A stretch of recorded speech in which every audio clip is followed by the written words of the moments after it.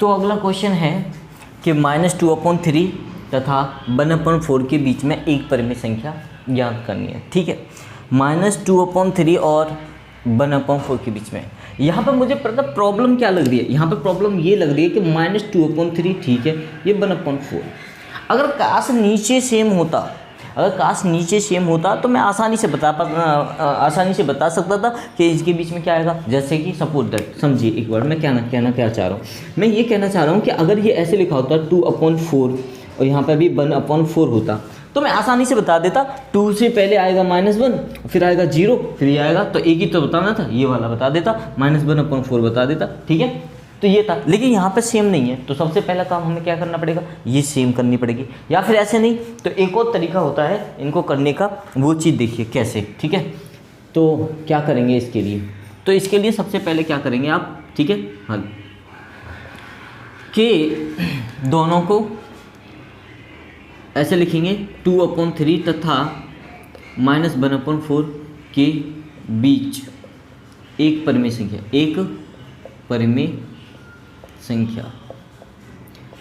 तो इसका एक फॉर्मूला कह सकते हैं कि मान लीजिए 2x और y दो नंबर थे, इनके बीच में हमें निकालना था, तो /2 कर देते हैं, इस तरह से आ जाता है। तो x हमारा क्या है -2/3 प्लस, और y क्या है 1/4।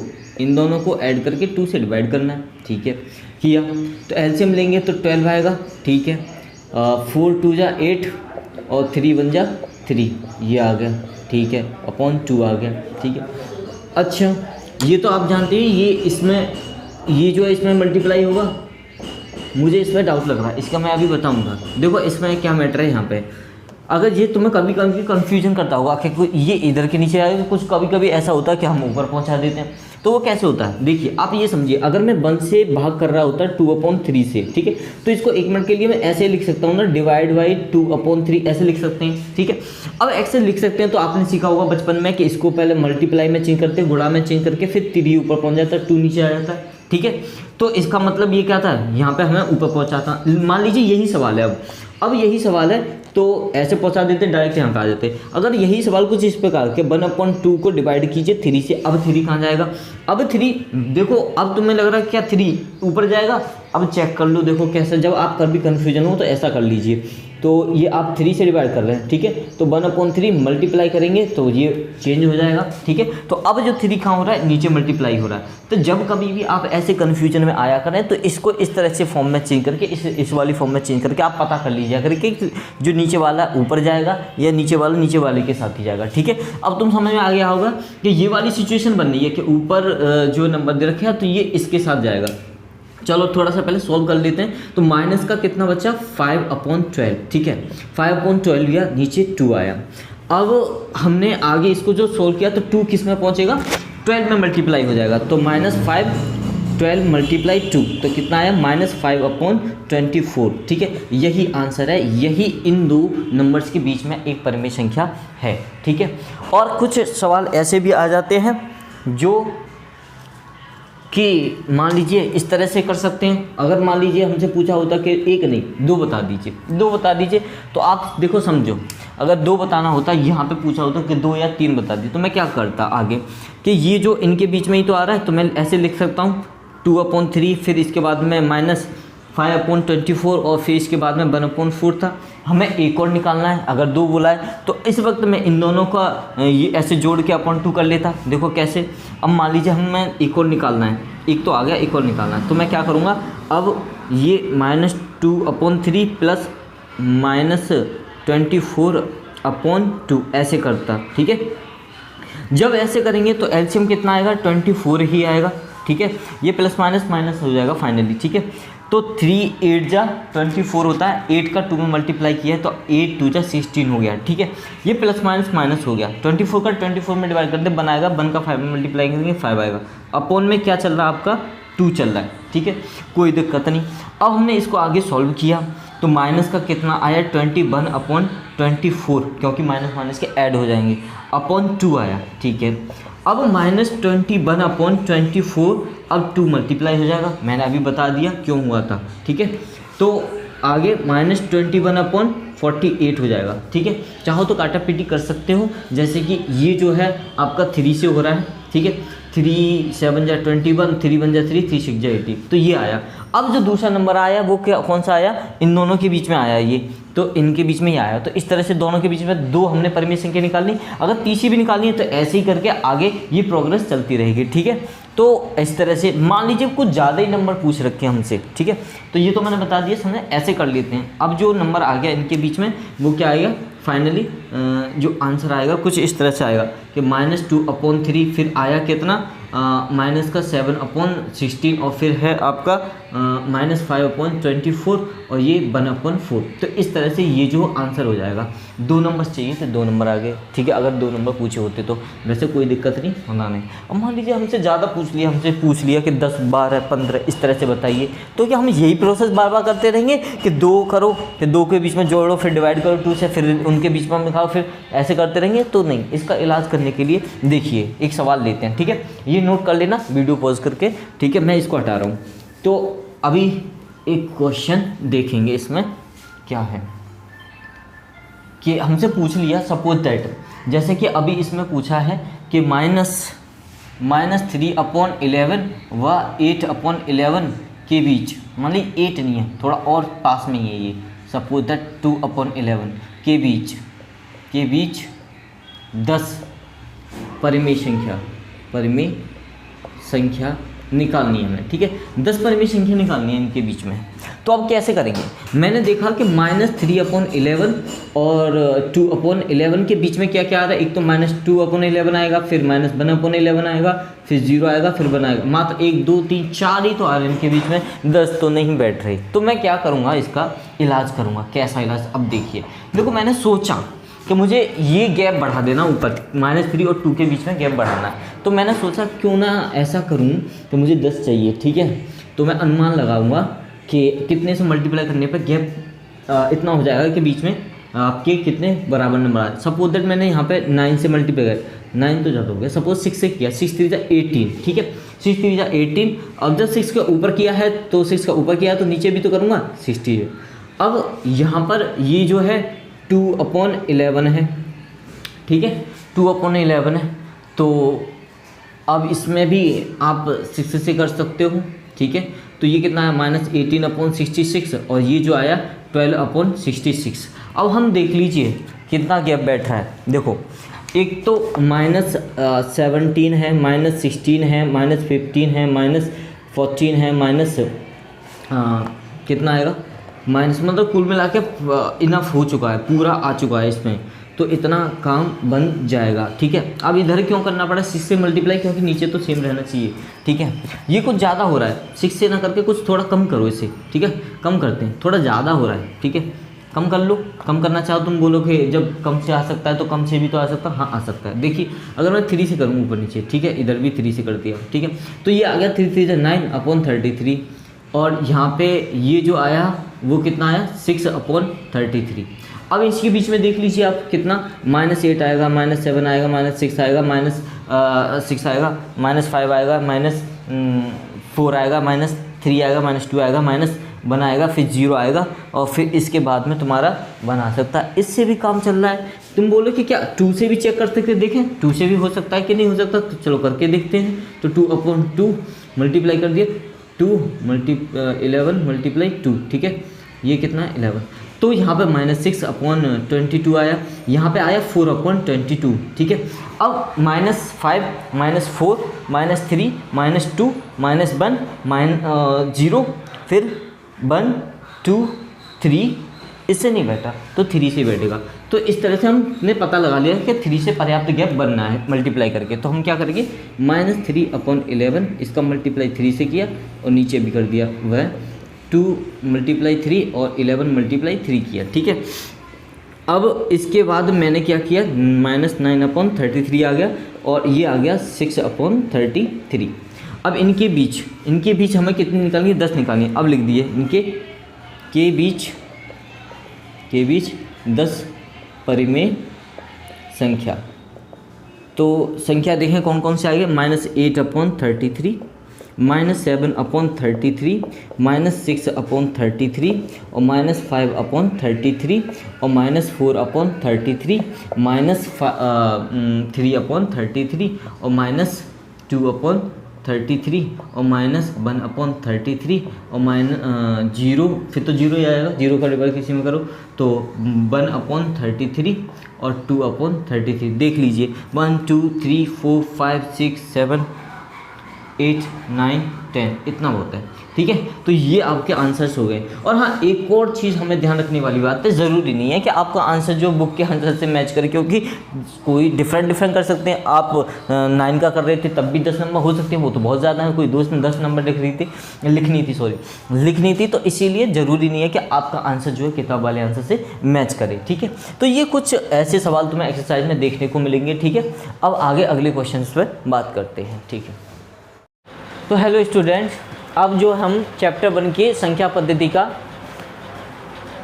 पहली एक्सरसाइज 1.1 आर.डी. शर्मा मैथ से हम करेंगे। और पहला क्वेश्चन है कि क्या शून्य एक परिमेय संख्या है या नहीं, और क्या इसे हम P/Q के रूप में लिख सकते हैं या नहीं। और यहाँ पे P/Q के रूप में इस तरह से लिखना है कि P और Q क्या होने चाहिए, पूर्णांक होने चाहिए। यदि आप अपनी आर.डी. शर्मा खोल के देखेंगे तो क्वेश्चन कुछ इस प्रकार है, और ये भी लिखा हुआ है कि जो Q है वो डज नॉट इक्वल टू 0, यानी कि 0 के बराबर नहीं होना चाहिए। ठीक है, तो हम देखते हैं कि 0 एक परिमेय संख्या है या नहीं। बेसिकली मैंने बता तो ये पहले ही दिया था, जब मैं डेफिनेशन बता रहा था आपको किसकी, परिमेय संख्या की, तभी मैंने एग्जाम्पल लिया था।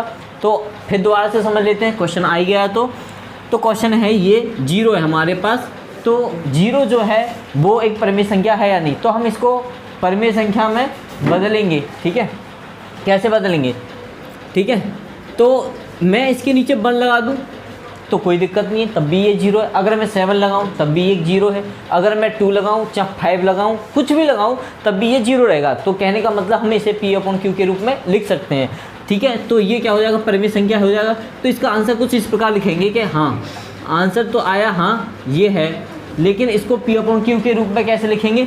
जैसे P/Q के रूप में लिखें तो 0/1 भी लिख सकते हैं, 0/7 भी लिख सकते हैं, 0/-3 भी लिख सकते हैं, ऐसे लिख सकते हैं आप। ठीक है, क्योंकि बात वही है, ये 0 है। तो पहले क्वेश्चन का आंसर आपको मिल गया है, और एक्सप्लेनेशन भी मुझे लगता है समझ में आ गई होगी। अगला जो क्वेश्चन है वो है कि 1 तथा 2 के मध्य 5 परिमेय संख्या ज्ञात करनी है। 5 परिमेय संख्या, 1 तथा 2 के मध्य 5 परिमेय संख्या। क्वेश्चन है दूसरा कि 1 तथा 2 के मध्य 5 परिमेय संख्या।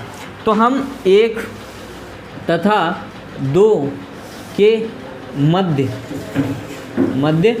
5 परिमेय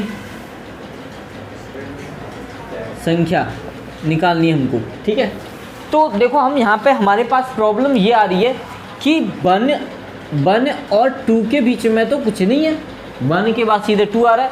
बेसिकली अगर हम बात करें परिमेय संख्या की, तो 1 और 2 के बीच इतनी परिमेय संख्या है कि हम गिन नहीं सकते, इनफाइनाइट से परिमेय संख्या है। ठीक है, तो फिर कैसे बताएं, हमें तो केवल 5 बतानी है। तो मैंने आपको बताया था, इससे पहले एक एग्जांपल करा चुका हूं मैं कि अगर कोई 2 नंबर दे रखी हो तो उनके बीच में परिमेय संख्या कैसे निकालते हैं। ठीक है, तो हम बताते हैं इसमें गैप बढ़ाएंगे। अगर ये 1 है तो ये 2 है।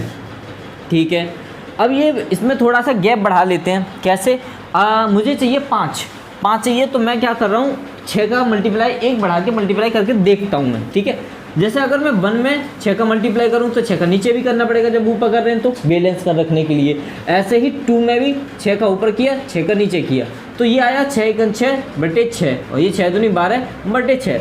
अब हम देखते हैं 6 और 12 के बीच में कितना गैप आ रहा है। 6 के बाद 7, 8, 9, 10, 11 और 12, करेक्ट 5 हमारी परिमेय संख्या आ गई है। तो हम क्या करेंगे, इधर यही चीज़ करेंगे जो यहाँ पर किए कि मैंने क्या किया, 6 का गुणा इधर किया /6 और इधर भी किया /6। ठीक है, अब हमने क्या किया कि 6/6 तथा 12/6 के बीच 5 परिमेय संख्या। ठीक है, तो इनके बीच 5 परिमेय संख्या कौन कौन सी हो जाएंगी।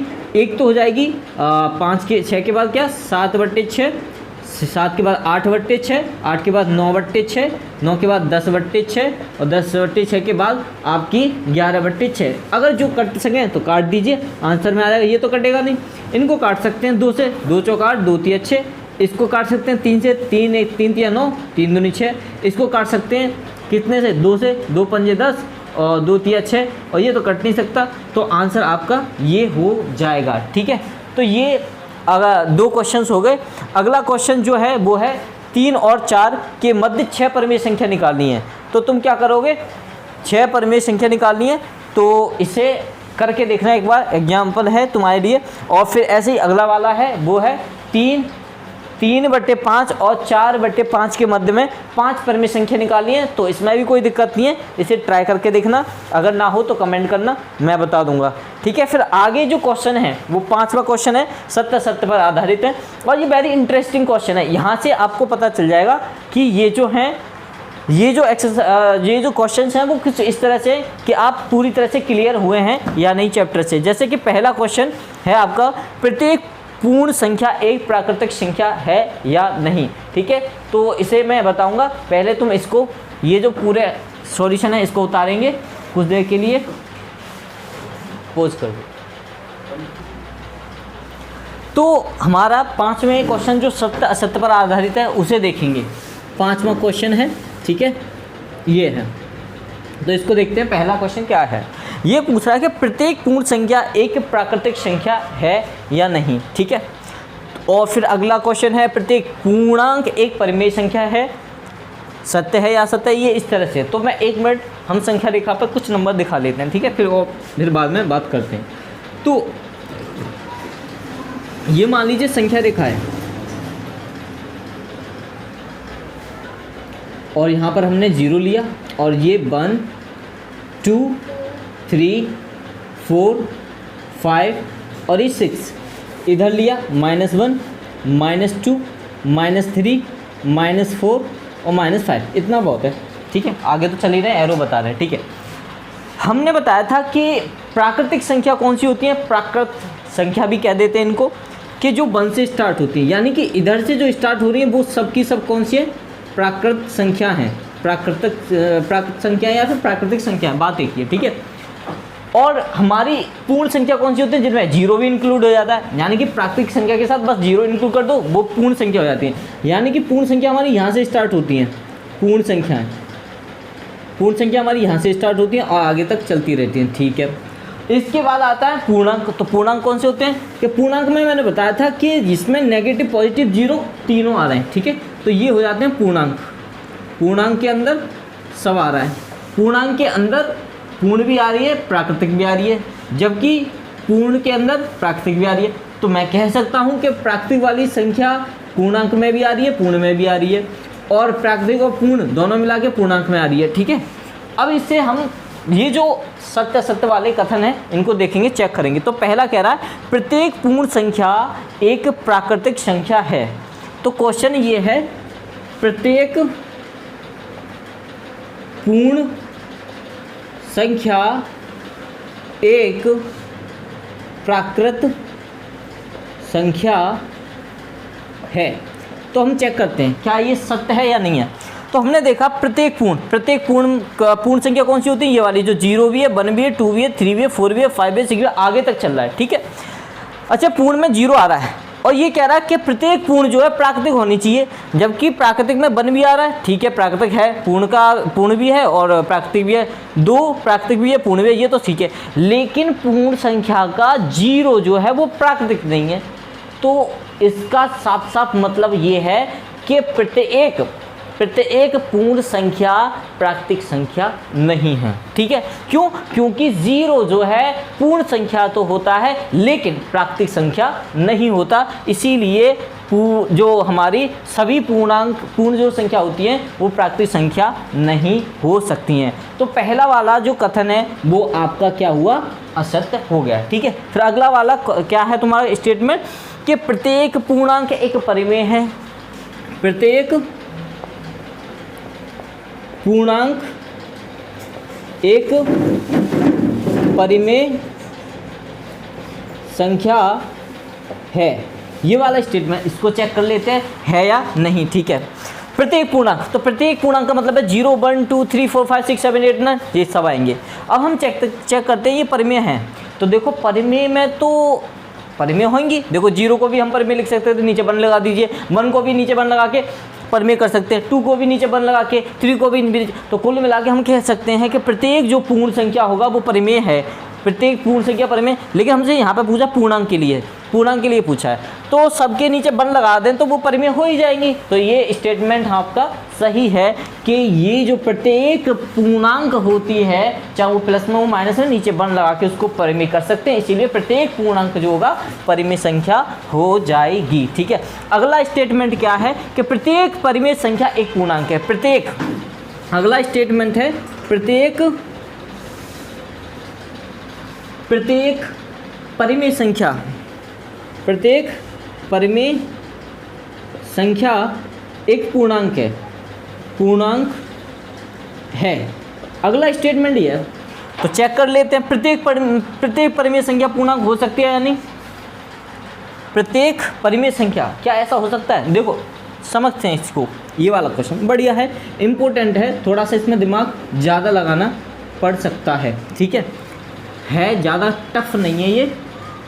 ठीक है, कैसे? प्रत्येक परिमेय, अच्छा अगर प्रत्येक परिमेय हो सकता है, क्या 3/2 हमारा पूर्णांक हो सकता है? देखो नहीं हो सकता। क्यों? क्योंकि जब मैं 2 से इसको डिवाइड करूंगा तो 2 बन जा 2, पॉइंट अगर 10 हो जाएगा, 2 5 जा 10, ये तो पॉइंट में आ गया, ये तो दशमलव संख्या में आ गया। और दशमलव संख्या जो होती हैं वो कभी भी पूर्णांक नहीं हो सकती, ये मैं पहले ही बता चुका हूँ कि पूर्णांक हो, पूर्ण हो, प्राकृतिक हो, वो कभी भी दशमलव में नहीं हो सकती। हो सकती हैं, ऐसी हो सकती हैं, अगर ये 7.0 आ जाए या 1.0 आ जाता तो इसको तो 1 ही लिख सकते हैं, ये तो पूर्ण है अपने आप में। मैं ये कह रहा हूँ तो जिनको इस तरह से आ जाए, अब ये आ रहा है तो इस तरह से आने वाली संख्या तो पूर्ण नहीं होती है, तो आधी, अधूरी, चौथाई, ऐसे इस तरह से आ रही है, तो इसका मतलब है प्रत्येक परिमेय संख्या जो होती है वो पूर्णांक नहीं हो सकती। ठीक है, तो इसका मतलब है ये वाला स्टेटमेंट क्या हो गया? गलत हो गया। ठीक है, अगला स्टेटमेंट क्या है? अगला स्टेटमेंट देखेंगे, अगला स्टेटमेंट में है कि प्रत्येक प्राकृतिक संख्या एक पूर्ण है। प्रत्येक प्राकृतिक संख्या एक पूर्ण है,